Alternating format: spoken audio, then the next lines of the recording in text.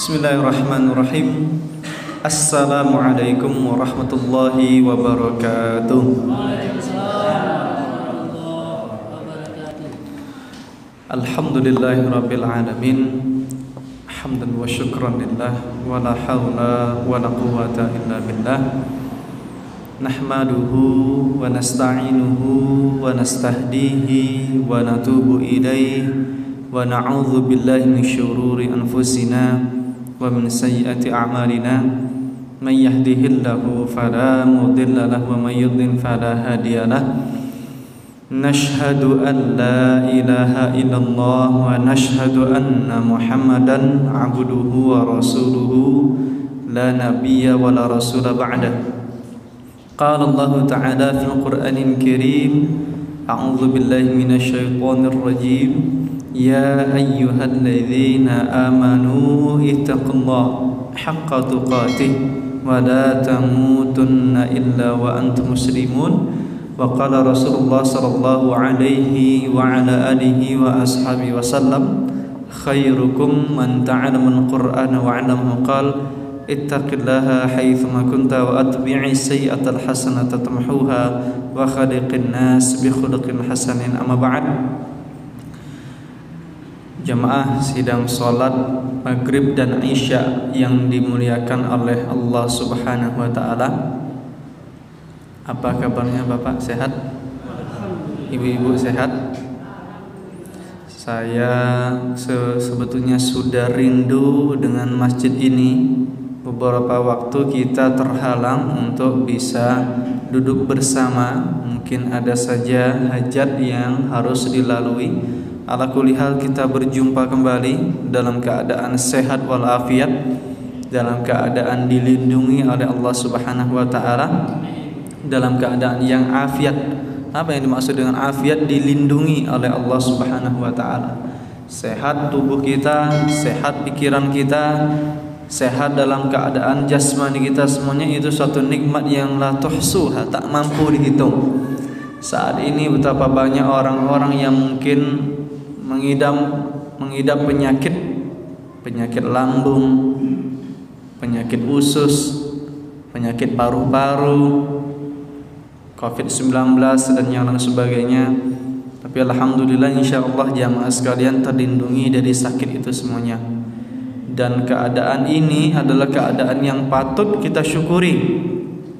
Besar-besar kita banyak patut bersyukur. Dari ujung rambut sampai ujung kaki, Allah masih memberikan kesempatan bagi kita. Dari mata kita masih Allah izinkan. Bisa Allah menambah minus mata kita? Bisa kalau Allah berkehendak. Atau mengambil salah satu pandangan kita? Bisa. Betapa kita jangankan diambil penglihatan oleh Allah Subhanahu wa taala, kelilipan saja.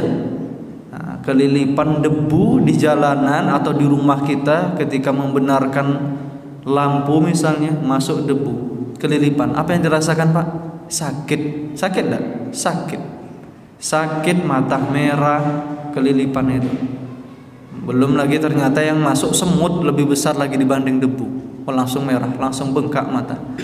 Sudah merasakan nikmat itu, Allah cabut rasanya.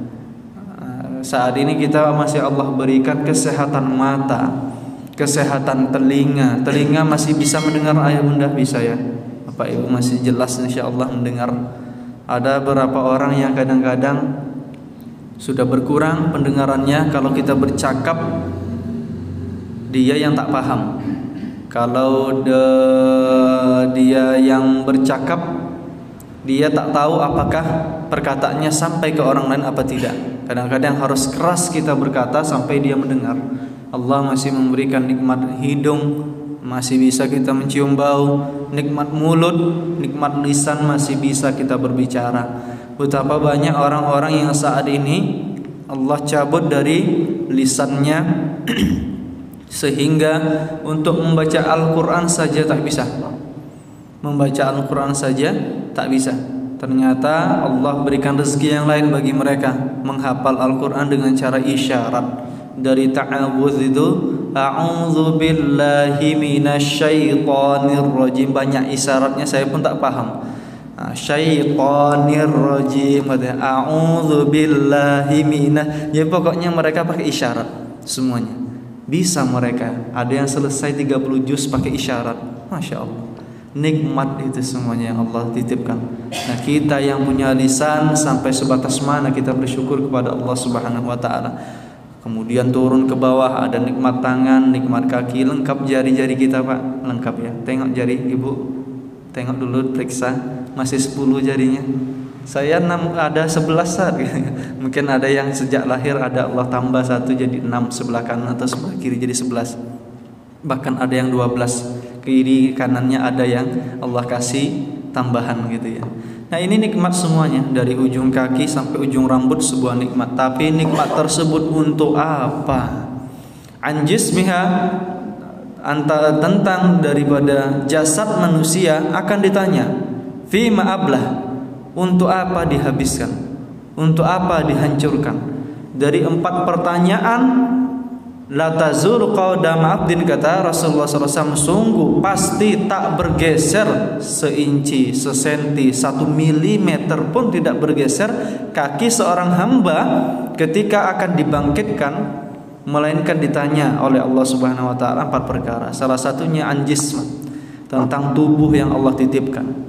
Untuk apa dihabiskan selama ini? Maka itu semuanya nikmat. Kita pikir baik-baik apa yang sudah kita lakukan. Saya sering kadang-kadang menyampaikan ini berulang kali kepada orang-orang di kelas 2 rutan di Pematang Reba itu. Nikmat yang Allah berikan ini, pikir baik-baik apa yang sudah kita perbuat. Dulu bermaksiat tapi fa'at ba'as sayyiat hasanat, maka diikuti setiap perbuatan buruk itu dengan penyesalan taubat dan perbuatan baik. Tamhuha, maka perbuatan baik tersebut akan menghapuskan dari perbuatan-perbuatan buruk yang pernah dilakukan dulu oleh kita sebagai muslim, sebagai seorang manusia. Ayah bunda yang dimuliakan Allah Subhanahu wa taala, kita bersalawat kepada Rasulullah sallallahu alaihi wasallam. Allahumma shalli wa sallim wa barik ala habibina wa maulana Muhammad sallallahu alaihi wasallam. Semoga kita diperjumpakan dengan Rasulullah sallallahu alaihi wasallam bulan ini, bulan Rabiul Awal, dekat dengan Maulid Nabi atau kelahiran Maulud Nabi atau Maulid Nabi. Maulid itu tempat maulud, yaitu yang dilahirkan atau Rasulullah SAW dilahirkan. Maulid Nabi SAW artinya kita sebetulnya akan rindu dengan bagaimana sosok seorang manusia kalau kita bandingkan dengan kehidupan beliau bagaimana. Maka setiap dai, setiap khotib mengingatkan kepada manusia, wa tazawwadu fa inna khairaz zadi taqwa, berbekalah kalian karena sebaik-baik bekal adalah ketakwaan. Ittaqullaha haqqa tuqatih, maka takutilah Allah dengan sebenar-benar ketakwaan kepada Allah Subhanahu wa taala. Wa la tamutunna wa antum muslimun, jangan sampai meninggal kecuali dalam keadaan berserah diri dalam rangka beramal saleh dan bertakwa kepada Allah Subhanahu wa taala. Rasulullah SAW pun apa yang dipesankan?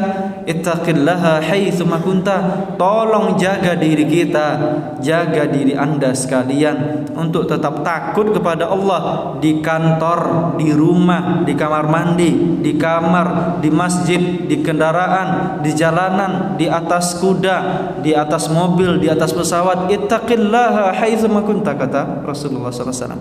Tolong rasa takut itu senantiasa ada.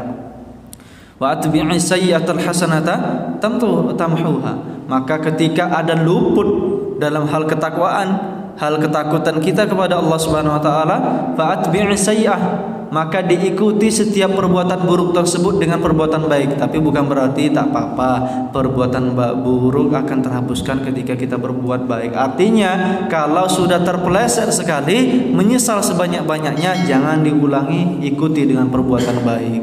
Nah, itu yang dipesankan oleh Rasulullah SAW.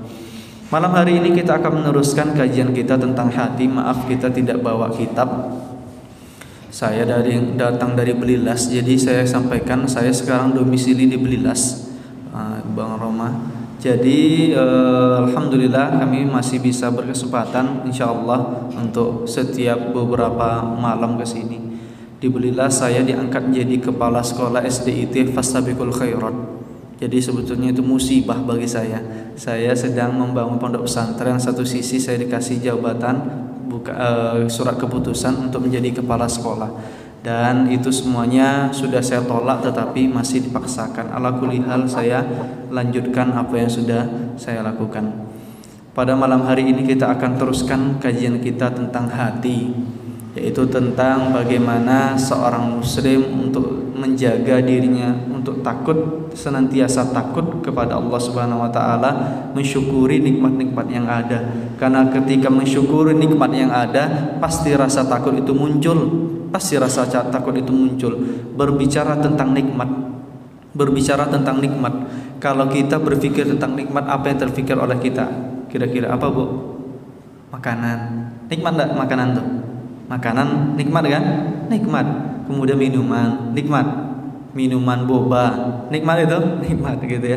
Kemudian apalagi kalau berbicara tentang nikmat? Istri. Atau sebaliknya suami. Bang Roma langsung mantap jawabnya. Ada istri Bang Roma sini? Istri soleha itu nikmat. Nikmat semuanya. Apalagi kira-kira? Berbicara tentang nikmat, kendaraan mewah itu sebuah nikmat yang Allah berikan. Itu nikmat yang Allah berikan. Apalagi kira-kira? Rumah mewah, harta, emas, perhiasan rumah, semuanya nikmat.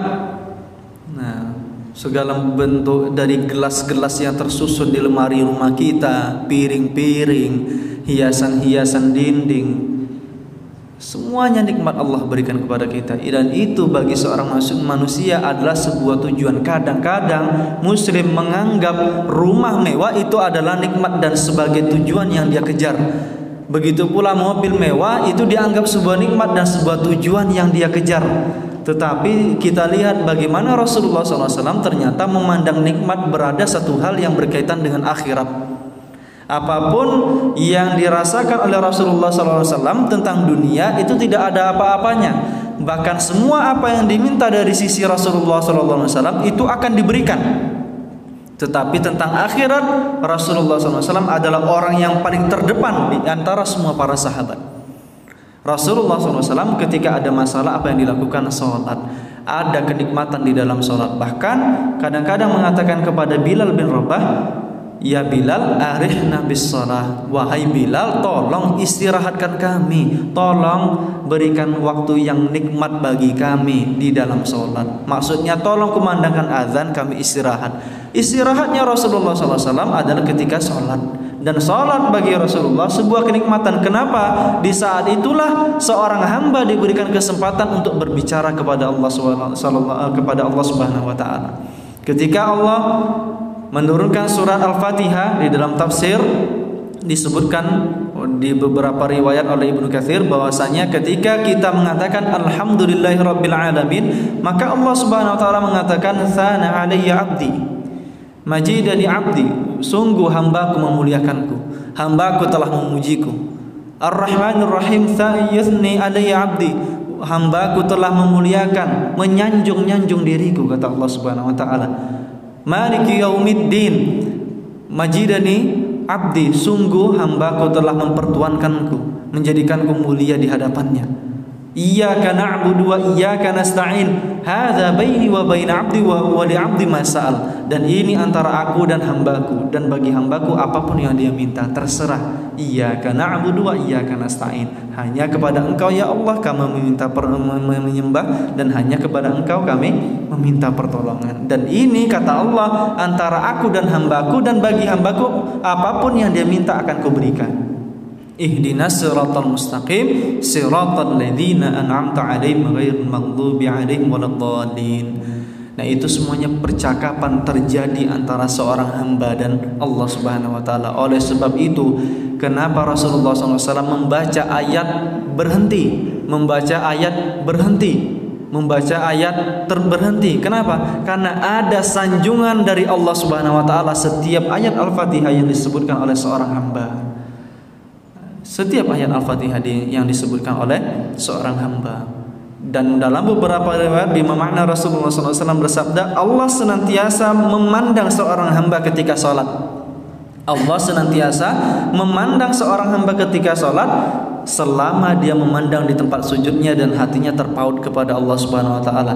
Ketika dia berpaling dari pandangan sujud, ketika dia berpaling hatinya mengingat Allah Subhanahu wa taala, maka Allah berpaling dari dia di dalam sholat.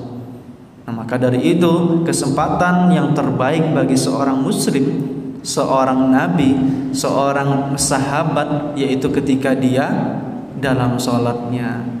Maka Rasulullah SAW kalau kita pandang nikmat yang berkaitan untuk diri Rasulullah SAW pasti berkaitan dengan akhirat. Berbeda dengan cara pandang manusia saat ini. Dan itulah yang menjadi kenapa Rasulullah SAW disebut insanun kamil, disebut sebagai manusia sempurna. Kenapa Rasulullah SAW disebut sebagai sayyidul anbiya, pemimpin para nabi.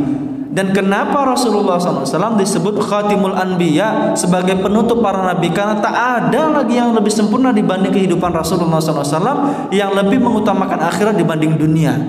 Karena Adam alaihissalam ketika diturunkan di Makkah, di lembah Bakkah. Kenapa disebut lembah Bakkah? Karena saat itu dari bahasa Arab baka yabki, nangis. Dipertemukan kapan? Ketika 100 tahun setelahnya Siti Hawa diturunkan di daerah Nepal, bertemu di Jabal Rahmah. Maka orang-orang yang berhaji kalau sempat ke Jabal Rahmah, tempat pertemuan antara Adam dan Hawa, menangis. Kenapa menangis? Dulu kehidupanku di surga tidak seperti ini. Maka ketahuilah setiap anak cucu Adam yang saat ini masih hidup di dunia, sesungguhnya dia sedang dalam keadaan diuji dan menjalani hukuman. Walaupun bukan menyalahkan Nabi Adam alaihissalam, karena Nabi Adam alaihissalam atas kehendak Allah Subhanahu wa taala dan hikmah Allah kemudian memberikan ujian tentang sebuah pohon-pohon yang tidak boleh didekati, yang menjadilah anak cucu Adam dari Siti Hawa dan Adam alaihissalam bertemu itu mempunyai anak Habil dan Qabil, sehingga kemudian melahirkan anak cucu sampai beras-ras, sampai bernusa, berbangsa-bangsa di seluruh dunia ini. Dan ini kehidupan yang bagi seorang muslim adalah kehidupan untuk menguji saja. Oleh sebab itu kalau kita mau melihat bagaimana rumah Rasulullah SAW, lihat di browsing bagaimana di internet makam Rasulullah SAW. Kalau makam Rasulullah dilapisi dengan lapisan hijau, itu bukan makam Rasulullah SAW. Makam Rasulullah SAW dibungkus dengan kain, ada agak-agak merah walaupun ada warnanya hijau, dan itu kelilingan itu adalah rumah Rasulullah SAW. Tersekat menjadi dua, makam Rasulullah, Abu Bakar As-Siddiq dan Umar bin Khattab radhiyallahu anhu. Ketika Umar bin Khattab kemudian dimakamkan, maka rumah Rasulullah disekat oleh Bunda Aisyah untuk keluar Bunda Aisyah dari rumahnya ke masjid dan rumahnya ke rumah istri Rasulullah SAW yang lainnya. Kecil sekali rumahnya. Kalau mau melihat bagaimana kehidupan Rasulullah SAW, hidup bagaimana sisa akhir Rasulullah SAW, rumahnya bagaimana, kecil sekali.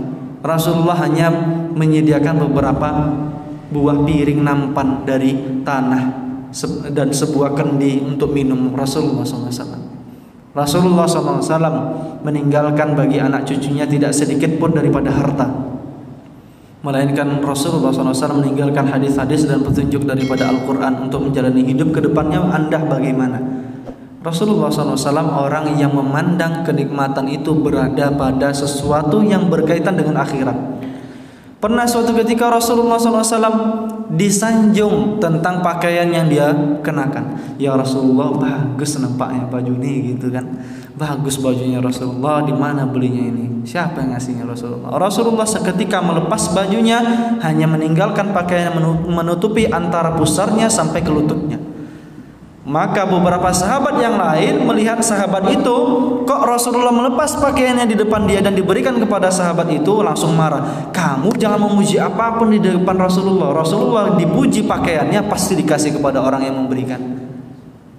Masya Allah, Masya Allah, tabarakallah. Ada di antara kita yang mampu seperti itu, Pak. Jangan coba ke saya ya. Kalau saya mungkin diminta seperti itu, bagus tadi ya, bagus nih. Saya pun dikasih gitu kan. Tapi memang baju ini dikasih oleh hamba Allah yang ada di PT Mega ketika saya tugas di sana.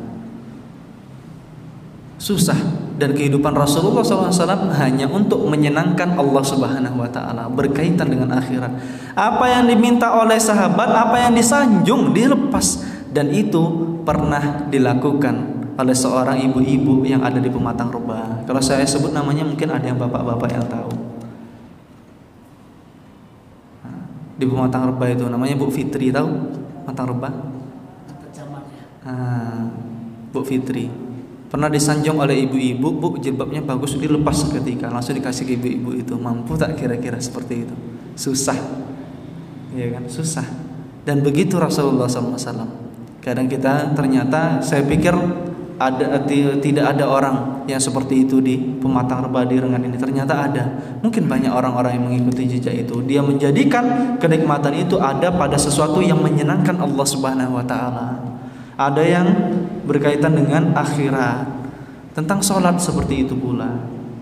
Banyak kaitannya. Rasulullah SAW ketika kakinya sampai bengkak-bengkak, kalau kita duduk 1 jam 2 jam atau berdiri sejam 2 jam belum tentu bengkak. Tapi saking lamanya dilakukan Rasulullah, dari jam 1 atau jam 2 malam sampai menjelang subuh, Rasulullah SAW sholat sampai retak-retak, sampai bengkak kakinya. Ya Rasulullah, alam takun ma'suman, alam takun matbunan. Ya Rasulullah, bukankah engkau telah dijaga dari dosa-dosa? Tidak mungkin dosa yang telah berlalu dilakukan dan yang akan datang dilakukan. Alam takun matmunan, bukankah engkau telah dijamin masuk ke dalam surga ya Rasulullah? Kenapa engkau panjang sholatnya? Kenapa engkau sampai retak-retak kaki sholat? Apa yang dijawab oleh Rasulullah SAW? Afala akuna abdan syakura, tak boleh aku menjadi hamba yang bersyukur atas nikmat yang Allah telah berikan. Lihat, kenikmatan yang ada pada diri Rasulullah hanya berkaitan dengan apa yang menyenangkan Allah Subhanahu wa taala. Itu cara bertakwa Rasulullah SAW. Tentang berinfak, tentang makan Rasulullah SAW tentang makan. Kalau makan menjadi sebuah nikmat, maka Rasulullah SAW pernah berpuasa ketika pagi hari ditanya, ya Aisyah, indana ta'am, wahai Aisyah, apakah kita punya makanan? Tidak ya Rasulullah. Seorang istri ditanya punya makanan, dikasih uang belanja lah habis. Sepekan cuma 50.000. Ada nggak kira-kira? Mungkin ada di antara kita kaum muslimin. Sepekan 100.000. 50.000 itu mungkin kecil ya, satu pekan itu. 100.000 mungkin agak mending. Lah beli sabun habis, beli rinso habis, beli apa lagi? Beli sampo lah habis, belum bedak istri dan segala macamnya lah habis. Ada makanan tak ada. Apa yang dijawab Rasulullah? Idza asum. Maka kalau seandainya seperti itu, asum, aku berpuasa saja. Lihat apa yang dilakukan Rasulullah. Kenikmatan bukan ada pada makanan. Rasulullah SAW memilih puasa untuk mengejar ridha Allah Subhanahu wa taala. Dikala saat itu seorang muslim, seorang suami mampu marah-marah kepada istri, uang belanja dan dikasih 200.000 sepekan habis juga. Gitu kan. Bisa marah sebetulnya seorang suami kepada seorang istri ketika sudah dititipi harta ternyata tidak mampu diolah dengan benar. Tapi saat itu Bunda Aisyah mampu memahami keadaan keluarga. Begitu pula Rasulullah SAW. Suatu ketika Rasulullah SAW melihat bagaimana keluarga Rasulullah yang dibina oleh Rasulullah SAW menghadapi nikmat itu bagaimana. Suatu ketika sebelum Bunda Khadijah radhiyallahu anha meninggal dunia, Bunda Khadijah di pangkuannya ada kepala Rasulullah SAW. Rasulullah SAW disisir oleh Bunda Khadijah, pelan-pelan disisir. Bagaimana agar tidak satu rambut pun terlepas dari sisiran tersebut. Kadang-kadang ada yang sisir, dek sisiran, malas dia nyisir suami kan disisir, rontok-rontok rambut suaminya gitu. Bunda Aisyah dengan sangat lembut menyisir seorang suami, yaitu Rasulullah SAW, kekasihnya di dunia dan akhirat, sampai membuat seluruh istri-istri itu cemburu. Aku tidak ada merasakan kecemburuan yang lebih hebat, kata Bunda Aisyah dalam sebuah hadis. Kami pernah menyampaikan itu di depan orang-orang Yaman saat itu. Aku tidak ada merasakan satu kecemburuan yang lebih besar kepada seorang yang tidak hidup di masaku tetapi selalu disanjung-sanjung. Namanya selalu disebut-sebut oleh Rasulullah. Siapa dia? Khadijah radhiyallahu anha. Lihat bagaimana kalau dibandingkan kecantikan dengan istri yang lain, dibanding Maria Al-Qibtiyah, Safiyah, Zainab binti Jahash, Zainab binti Jaham, dan kemudian Aisyah radhiyallahu anha, Hafs bin Umar bin Khattab radhiyallahu anhuma, maka tak ada kecantikan Khadijah dibanding orang-orang ini. Safiyah cantiknya luar biasa. Ketika Bunda Aisyah mengatakan, kata orang-orang Safiyah itu begitu cantik, ternyata ketika aku temui dia lebih cantik dibanding yang dikabarkan oleh orang-orang tersebut. Bunda Aisyah radhiyallahu anha ketika dikabarkan oleh para istri-istri yang lain kecantikannya luar biasa, dijanjikan sebagai istri di dunia akhirat oleh Rasulullah Allah Subhanahu wa taala. Tetapi kecemburuan ada pada Khadijah, bukan kepada kecantikannya, tetapi apa yang dilakukan oleh Bunda Khadijah menghadapi nikmat yang pernah dia dititipkan oleh Allah kepada Bunda Khadijah radhiyallahu anha. Ketika disisir pelan-pelan menangis Bunda Khadijah. Menangis mengenai daripada rambut dan mengenai daripada wajah Rasulullah SAW yang mulia. Menangis Bunda Khadijah. Tes. Ya Khadijah, kenapa engkau menangis? Ya Khadijah, kenapa engkau menangis? Biasa orang ini enggak manggil mengapa nangis Bunda, enggak. Mereka manggil biasa langsung nama. Gitu. Orang Arab biasa manggil nama. Kadang-kadang Habibi dipanggil wahai istriku tersayang. Kadang-kadang manggil Habibi, ya Habibi, wahai suamiku tersayang. Tapi seringnya panggil nama langsung. Ya Rasbi, ya Muhammad gitu. Orang-orang Arab biasa gitu. Ya Khadijah, apakah engkau tidak rela hidup denganku? Menyesalkah engkau aku miskin? Menyesalkah engkau susah kehidupannya ketika menikah denganku? Tidak ya Rasulullah, tidak suamiku tersayang. Aku menangis karena tidak sedikit pun hartaku tersisa di jalan Allah Subhanahu wa taala, melainkan itu sudah diinfakkan, semuanya sudah habis, tetapi Islam belum tegak sempurna ya wahai suamiku. Kalau seandainya aku meninggal dunia, jangan dibungkus tulang belulangku. Kalau mampu tulang belulangku untuk menyelamatkan engkau dan pasukanmu menyeberangi dari satu tempat ke tempat yang lain, menjadi pagar, menjadi jembatan bagi pasukanmu, maka gunakan tulang belulangku ketika meninggal dunia. Lihat, mampu tak seorang suami meninggalkan kenangan, merupakan kenangan bersama Khadijah? Tak mampu.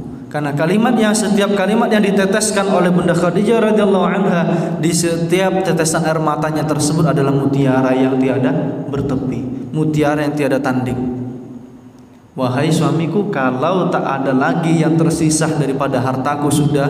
Jadi Bunda Khadijah adalah konglomerat, pemegang daripada sekian banyak, bahasanya mungkin saham di perdagangan yang ada di kota Makkah, dari Syam ke kota Makkah, yang ada di kota Makkah. Tetapi habis semuanya diberikan kepada Rasulullah dan para sahabat. Bagaimana Islam ini tegak, bagaimana seorang muslim yang berada di daerah Indragiri dulu bisa memeluk Islam. Oleh karena Bunda Khadijah radhiyallahu anha, dan setiap tetesan air mata dan keringat di setiap detik terakhir masih memesan seperti itu kepada Rasulullah. Kalau mampu tulang belulangku untuk dijadikan sebagai jembatan, maka jadikan jembatan. Jangan dikubur tulang belulangku. Ada yang lebih hebat perkataan seorang istri daripada itu? Tidak ada.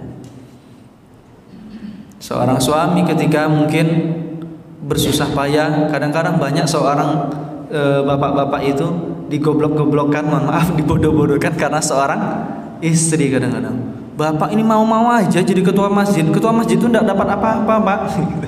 Bodoh bapak ini. Kadang-kadang banyak begitu. Bapak ini mau aja ngisi di sana. Bapak itu mau dapat apa ngisi kajian di sana?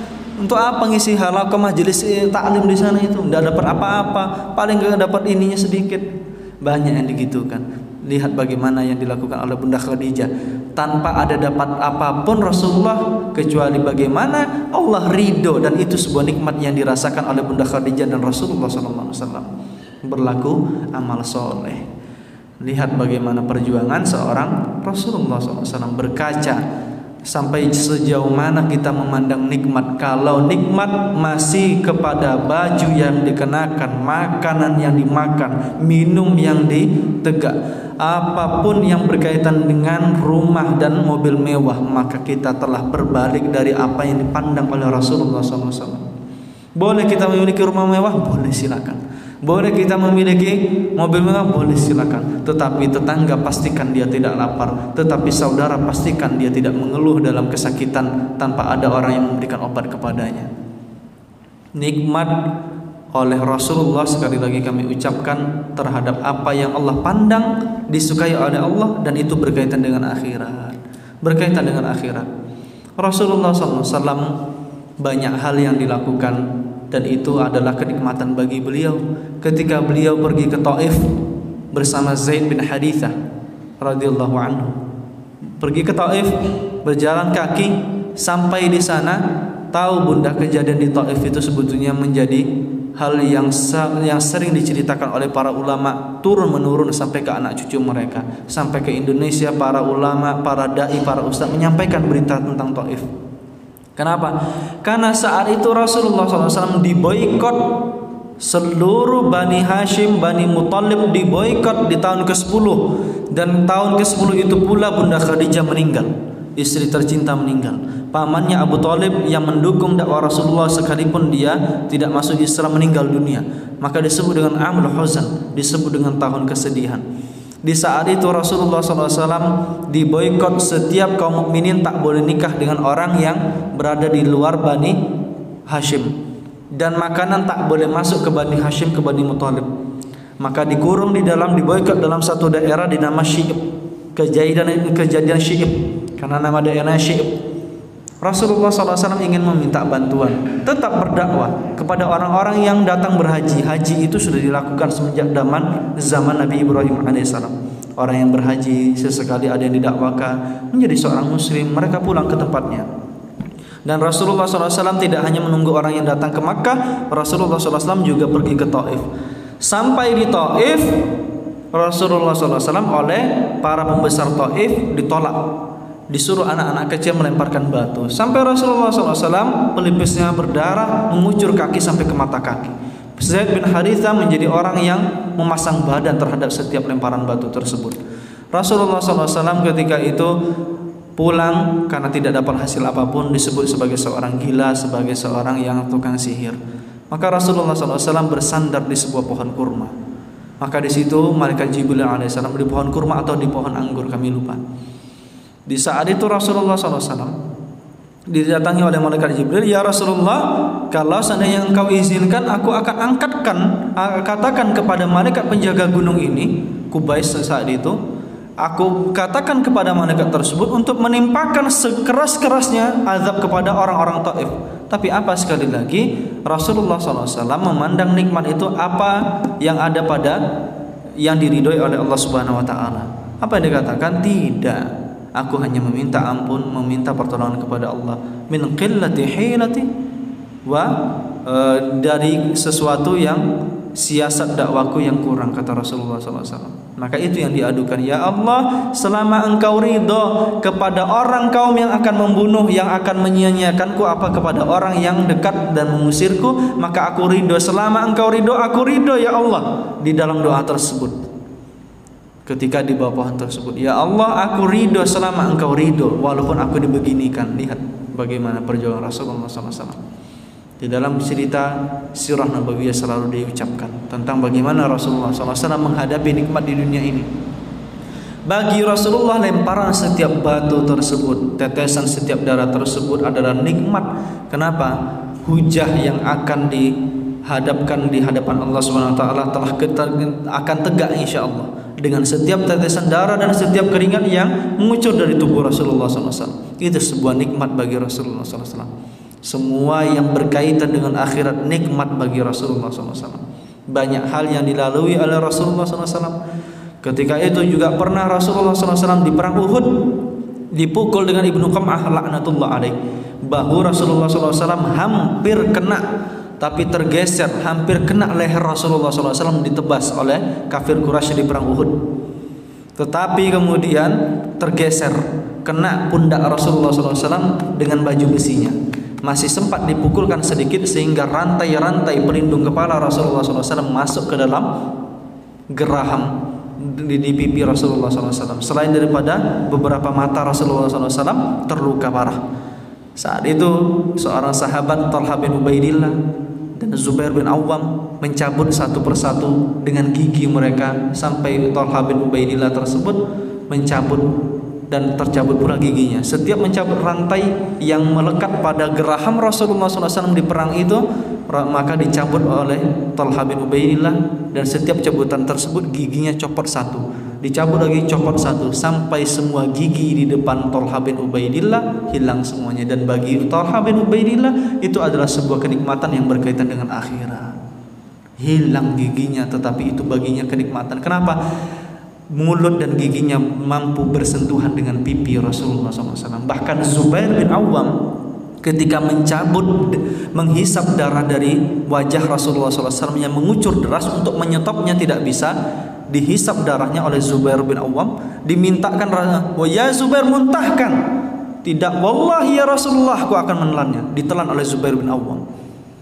Itu sebuah hal yang haram sebetulnya, tetapi di hadapan Rasulullah SAW karena dia berhujah, aku berhujah ya Rasulullah dengan darah yang kutelan ini adalah darahmu, kelak semoga tubuhku tidak diazab oleh api neraka, ditelan oleh Zubair bin Awam.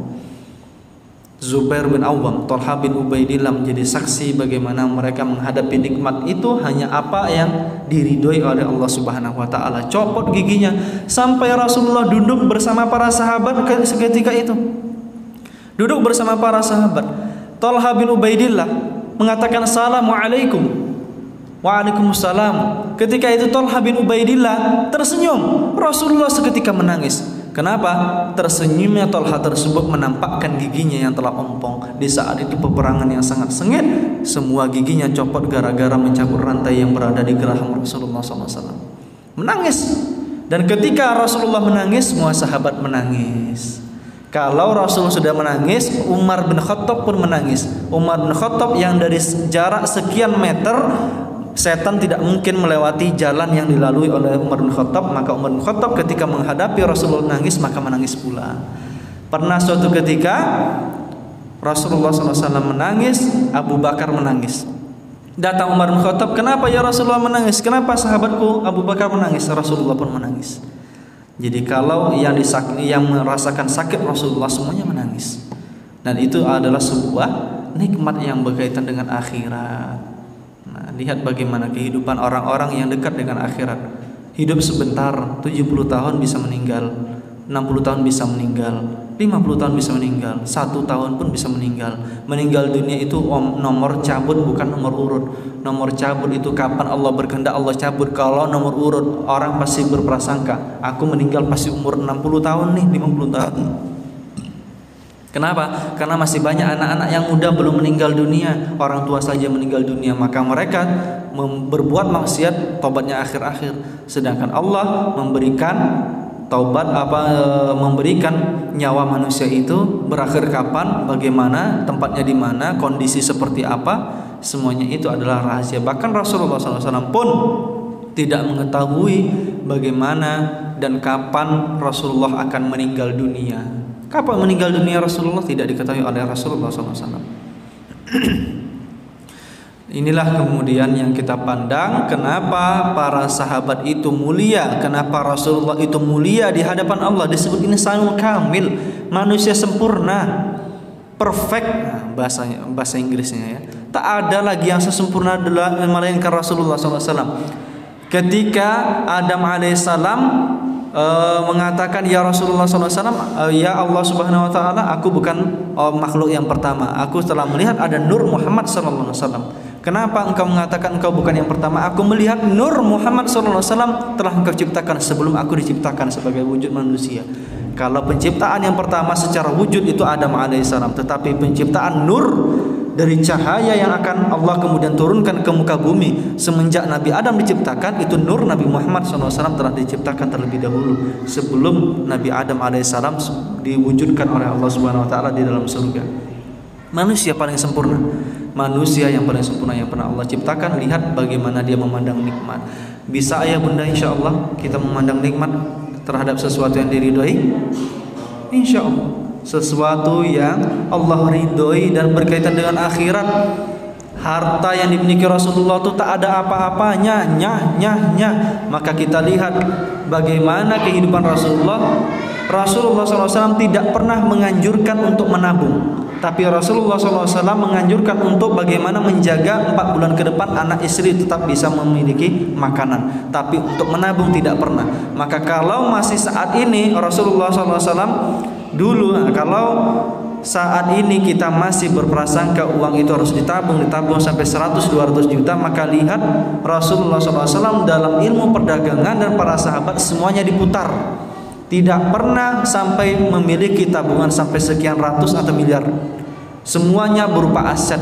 Umar bin Khattab punya sekitar 2,6 triliun asetnya, dan semua itu aset yang diputar. Aset yang diputar. Kita lihat bagaimana harta oleh para sahabat dan Rasulullah bukan sesuatu menjadi tujuan sampai ditabung, tidak. Ditabung iya, kalau mungkin kita untuk berhaji atau menjaga anak dan istri untuk tetap bisa makan, tetapi ternyata semua tersebut adalah sesuatu yang fana yang harus kita putar untuk berjuang di jalan Allah Subhanahu wa taala. Baik ayah bunda yang dimuliakan Allah Subhanahu wa taala, ini sudah berbunyi.